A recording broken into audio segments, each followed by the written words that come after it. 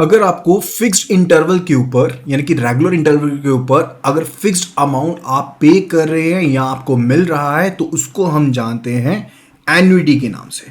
तो annuity basically बनती है जब आप एक फिक्स्ड अमाउंट पे कर रहे हैं, रिसीव कर रहे हैं रेगुलर इंटरवल के ऊपर। एंड एन्युटी के केस में आपके पास दो तरह की टाइप होती है। एक होती है मेरे पास ऑर्डिनरी एन्युटी, ऑर्डिनरी एन्युटी यानी कि जिसमें आप मंथ के एंड पर या इंटरवल के एंड पर अमाउंट पे कर रहे हैं, रिसीव कर रहे हैं। एंड फर्दर एक होती है हमारे पास एन्युटी ड्यू, जैसे कि मान लीजिए रेंटल होता है, रेंटल आप पहले पे करते हैं यानी कि पीरियड के स्टार्ट में पे करते हैं तो वो उसे हम एन्युटी ड्यू कहते हैं। ऑर्डिनरी एन्युटी के केस में मान लीजिए आप लोन अमाउंट का ईएमआई पे कर रहे हैं तो वो आपका ऑर्डिनरी एन्युटी में काउंट होता है, राइट। इस एग्जाम्पल को समझेगा जैसे कि यहां पर रेगुलर इंटरवल के ऊपर जो पर्सन है वो पे कर रहा है 5,000 पे, जो कि एक फिक्स्ड अमाउंट है, ठीक है। तो उसे हम क्या कहेंगे, we will say it to be annuity. तो ये हमारे पास जो पार्ट बन रहा है इसको हम एन्युटी के नाम से जानते हैं। एंड लेट्स से देखिए केस कि अगर हम कहते हैं कि हमारे पास जो भी पैसा आ रहा है, जो भी फ्यूचर कैश फ्लोज हैं, फ्यूचर कैश फ्लो यानी कि इनफ्लो जो हमारे पास आ रहा है, जैसे कि 5,000 यहां आ गया, 5,000 यहां आ गया, तो इन सभी फ्यूचर कैश फ्लोज की हम आज की डेट में वैल्यू को जानना चाहते हैं, यानी कि हम टाइम वैल्यू ऑफ मनी की बात कर रहे हैं। टाइम वैल्यू ऑफ मनी के कंसेप्ट के हिसाब से जो पैसा आपके पास आज की डेट में है उसकी वैल्यू ज्यादा होगी, जो पैसा आपको आने वाले टाइम में मिलने वाला है उसकी वैल्यू कम होने वाली है। तो जो पैसा मुझे पहले साल के बाद, दूसरे साल के बाद या छठे साल के बाद मिलने वाला है उसकी वैल्यू डेफिनेटली कम होगी। तो उस वैल्यू को हम कहीं ना कहीं क्या करेंगे, we will be discounting the value. तो इस वैल्यू को प्रेजेंट वैल्यू कैलकुलेट करने के लिए हम इस वैल्यू को क्या करेंगे, we will be discounting the value over here. And जिस रेट के ऊपर इसको डिस्काउंट करेंगे उसको हम कहते हैं डी आर, यानी कि डिस्काउंट रेट, जिसको हम आर के साथ सिंबलाइज करते हैं, राइट।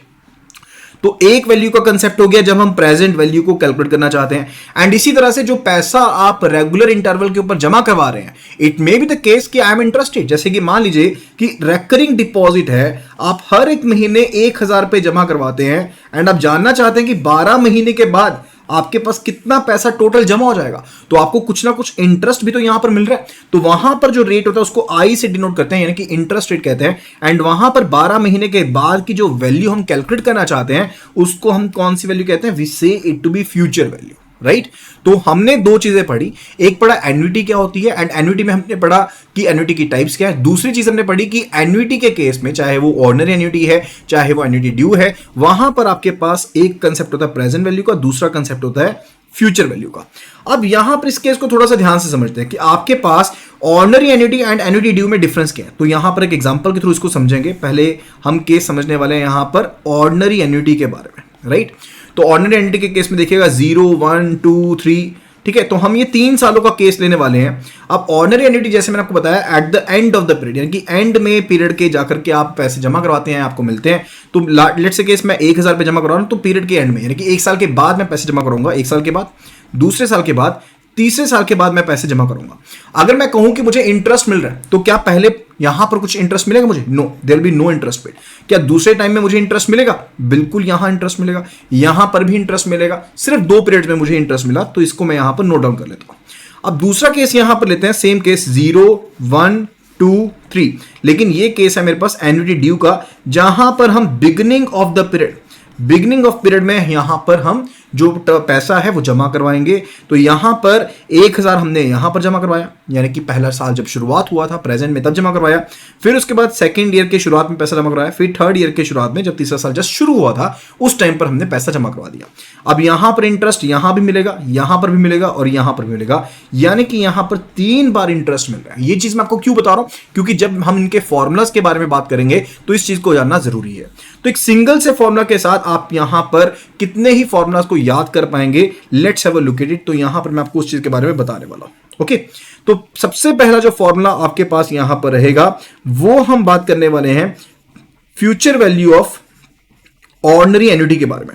अब फ्यूचर वैल्यू के केस में हमने जो रेट यूज की थी उसको कैसे सिंबलाइज किया था, आई के साथ सिंबलाइज किया था, किसके साथ, आई के साथ सिंपलाइज किया था। तो यहां पर कैश फ्लो, जो पैसा आप हर इंटरवल के ऊपर जमा करवा रहे हैं उसको कैश फ्लो कहते हैं, ठीक है।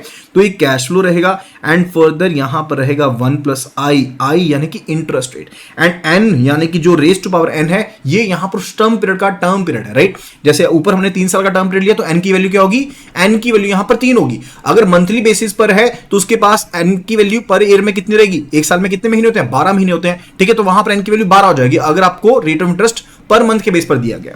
सो 1 plus i raise to power n minus 1 divided by i. तो ये फॉर्मूला मेरे पास बन गया future value of ordinary annuity का। इसी फॉर्मूला से हमारा दूसरा फॉर्मूला बन जाता है, वो फॉर्मूला बनेगा हमारा जो प्रेजेंट वैल्यू आपने कैलकुलेट करनी है, किसकी, ऑर्डिनरी एन्युटी की प्रेजेंट वैल्यू कैलकुलेट करनी है। देखिए जब आप प्रेजेंट वैल्यू कैलकुलेट करते हैं तो आप जिस रेट के ऊपर कैलकुलेट करते हैं वो होती है डिस्काउंट रेट, क्योंकि वैल्यू को कम करना पड़ेगा, क्योंकि फ्यूचर में जो पैसा मिल रहा है आज की डेट में उसकी वैल्यू कम होगी तो उसको वैल्यू को कम करना पड़ेगा, तो उसे आर से डिनोट करते हैं। तो यहां पर जो वैल्यू रहेगी बाकी सब सेम रहेगा, सी इंटू 1 प्लस आई की जगह पर हो जाएगा आर, रेज टू पावर हो जाएगा n, माइनस 1 हो जाएगा, डिनोमिनेटर में भी i की जगह पर हो जाएगा r, एंड साथ में यही वाली टर्म दोबारा से लिख देंगे 1 plus r raise to power n। ये फॉर्मूला आपका बन गया present value of ordinary annuity का। समझ गए चीज को। अच्छा अब आपको मैं बताने वाला हूं आपको एन्युटी ड्यू के फॉर्मूला। तो यहां पर future value of annuity due का फॉर्मूला क्या रहेगा, future value of annuity due का फॉर्मूला रहेगा सेम टू सेम फॉर्मूला, यानी कि ये वाला फॉर्मूला सेम टू सेम लिख लेंगे, c इंटू 1 प्लस आई, क्योंकि फ्यूचर वैल्यू तो i रहेगा raise to power n minus 1 divided by i and further, क्योंकि देखिए यहां पर आपको बताया था ना मैंने कि एन्युटी ड्यू के केस में एक पीरियड ज्यादा रहता है, यानी कि ऊपर ऑर्डिनरी एन्युटी के केस में 2 पीरियड थे, यहां पर 3 पीरियड है, तो यहां पर 1 प्लस आई जो रहेगा वो एक एक्स्ट्रा रहेगा यहां पर, एंड ये फॉर्मूला आपके पास future value of annuity due का बन गया। इसी तरह से अगर मुझे फॉर्मूला देखना है यहां पर present value of annuity due का, present value of annuity due का same formula c into 1 plus r raise to power n minus 1 divided by r into 1 plus r raise to power n, and यहां पर भी एक term extra है तो 1 plus are यहां पर extra आ जाएगा। ये आपके पास एक सिंगल फॉर्मूला के साथ आपने कितने फॉर्मूला याद किए, 1 2 3 4 फॉर्मुलाज आपके याद होंगे, लेकिन यहां पर एक प्लस पॉइंट है, आपको एक और फॉर्मूला इजी कैलकुलेट हो जाएगा। वो कौन सा है, that is the related formula of EMI. अगर आपको इक्वेटेड मंथली इंस्टॉलमेंट कैलकुलेट करनी रहती है, क्वेश्चन दिया गया है, तो वो भी फॉर्मूला यहीं से निकल के आएगा। कौन सा फॉर्मूला है वो, ये वाला जो फॉर्मूला है ये आपके पास ईएमआई का फॉर्मूला यहां पर बन जाता है। कैसे बनता है, let's have a look at it. देखिए लेट्स से द केस कि मैंने यहां पर लोन लिया, कितने अमाउंट का, 10,000 का लोन लिया, एंड यहां पर हमने इसे 2 साल में रीपे करना था, वापस पे बैक करना था, एंड यहां पर जो इंटरेस्ट रेट था हमारे पास, इंटरेस्ट रेट एप्लीकेबल था 12% पर एनम का एप्लीकेबल था, ठीक है। तो अगर एन की बात करें तो एन किसके इक्वल होगा, क्योंकि आप ईएमआई की बात कर रहे हो, ईएमआई का मतलब मंथली बेसिस पर पे करना है, तो एक साल में 12 महीने होते हैं, तो एन की वैल्यू कितनी हो जाएगी, 2 इंटू 12 यानी कि 24 मंथ्स की। अच्छा लेकिन पंगा ये पड़ गया, ये रेट ऑफ इंटरेस्ट तो पर एनम के हिसाब से दिया गया, इसको भी आपको पर मंथ के हिसाब से कन्वर्ट करना पड़ेगा। तो जो आर मेरा हो जाएगा वो हो जाएगा 12% डिवाइडेड बाय 12 यानी कि 1% पर मंथ के बेसिस पर, यानी कि 0.01 अगर डेसिमल में इसको कन्वर्ट करते हैं। अब ध्यान से समझिएगा, लोन अमाउंट जो दिया गया 10,000 का, जो लोन अमाउंट 10,000 का दिया गया, ये बेसिकली मुझे प्रेजेंट में अमाउंट दे दिया गया, इस टाइम पर ये अमाउंट दे दिया गया मुझे, एंड इसकी मुझे ईएमआई पे करनी है हर एक टर्म के, हर एक महीने के एंड होने पर, यानी कि फर्स्ट महीने के एंड होने पर मुझे ईएमआई पे करनी है, दूसरे महीने एंड होने पर मुझे ईएमआई करनी है, यानी कि जितना भी कैश फ्लो मैं पे करूंगा उसकी प्रेजेंट वैल्यू मुझे ऑलरेडी गिवन है, उसकी प्रेजेंट वैल्यू ऑलरेडी गिवन है, यानी कि हर महीने दूसरे तीसरे ऐसे 24 महीने तक मुझे ईएमआई पे करनी पड़ेगी। इन सभी की अगर प्रेजेंट वैल्यू कैलकुलेट करते हैं तो वो कौन सी वैल्यू है, वो 10,000 की वैल्यू मुझे दी गई है। तो ये कौन सा फॉर्मूला यूज होगा, यहां पर हम प्रेजेंट वैल्यू का फॉर्मूला यूज करेंगे, present value of ordinary annuity का फॉर्मूला यूज करेंगे। तो ये वैल्यू हो जाएगी c into 1 plus r raise to power n minus 1 divided by r into 1 plus r raise to power n। ये हो गया। लेकिन यहां पर प्रेजेंट वैल्यू कितनी दी गई लोन की, वो वैल्यू है मेरे पास 10,000 की वैल्यू है, कितनी है 10,000, जो लोन अमाउंट था मेरा 10,000 का। c की वैल्यू यानी कि ईएमआई जो मुझे कैलकुलेट करनी है, 1 प्लस आर की वैल्यू कितनी है 0.01, सो 0.01 हो गया। रेज टू पावर n की वैल्यू कितनी रहेगी 24 वैल्यू रहेगी, क्योंकि एन क्यूब हमने पर मंथ बेसिस पर कन्वर्ट कर लिया, डिवाइडेड बाई 1, एंड यहाँ पर भी 0.01 एंड 1.01 रेज टू पावर 24। यहाँ पर आप इजीली कैलकुलेशन करते हुए EMI कैलकुलेट कर सकते हैं। अगर नहीं आता कैलकुलेट तो बता देता हूँ, आप अपना सिंपल कैलकुलेटर यूज कीजिएगा। कौन सा कैलकुलेटर? सिंपल कैलकुलेटर यहां पर आपने यूज करना है। एंड यहां पर आपको करना क्या रहेगा, आपको सिंपली यहां पर देखिएगा कैलकुलेटर में आपको, जैसे मान लीजिए मैंने 0.01 रेज़ टू पावर 24 कैलकुलेट करना ना, तो यहां पर हम इसको पार्ट्स में डिवाइड कर लेंगे, इसके कॉम्बिनेशन बना लेंगे। ठीक है, कॉम्बिनेशन कैसे बनेंगे? यहां पर जैसे रेज़ टू पावर 24 करना है तो 24 के मल्टीपल्स क्या आएंगे, यहां पर 4 इंटू 6 का मल्टीपल बन सकता है, 3 इंटू 8 का मल्टीपल बन सकता है, इस तरह से मल्टीपल बना सकते हो। तो 1.01 जो रेज़ टू पावर 24 है वो किसकी इक्वल है? That is actually equal to 1.01 raise to power 4 raise to power 6 over here, right?